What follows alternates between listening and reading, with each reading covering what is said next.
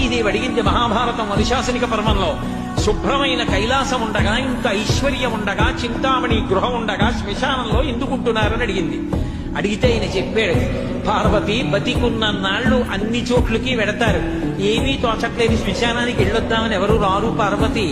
నేనంతవాణ్ణంటాడు, పొడుగ్గా ఉన్నానంటాడు, తెల్లగా ఉన్నానంటాడు, పండితుణ్ణంటాడు, పద్యాలు నాకు నోటికొచ్చంటాడు, ఉపన్యాసం చెప్పగలనంటాడు, నాకు పాటలొచ్చంటాడు, నేను నాట్యం చేస్తానంటాడు, నేను అధికారినంటాడు, నా దగ్గర డబ్బు ఉందంటాడు, నేను పాట పాడగలనంటాడు. ఇన్ని ఉన్నాయనుకున్న వాడిలోంచి ఊపిరి బయటికి వెళ్ళిపోయిన తరువాత వాడిని తీసుకెళ్లి 4 కొత్త కర్రల మీద పడుకోబెట్టి చాప చుట్టి తాడు కట్టి పైన నూలుబట్ట కప్పి తీసుకొచ్చి అన్నీ తీసేసి కర్రల మీద పడుకోబెట్టి కాల్చేస్తుంటే జీవుడు లేచి నిలబడి పుర్రె పగిలిపోయిన తరువాత కన్న కొడుకు కూడా స్నానం చేసి వెళ్ళిపోతుంటే చీకటి పడిపోయాక, అయ్య బాబోయ్ చుట్టూ ఉగ్రభూతాలు, నా వాళ్ళన్న వాళ్ళు లేరు, వీళ్ళని నమ్ముకున్నాను, ఒక్కడు లేడని ఏడుస్తుంటే నేనున్నాను రా అని చెప్పడానికి నేను కూడా లేకపోతే చచ్చిన వాడు 1000 మాటలు చచ్చిపోతారని అక్కడ ఉన్నారు పార్వతి, నా కర్మకాలక్కడ లేనన్నాడు.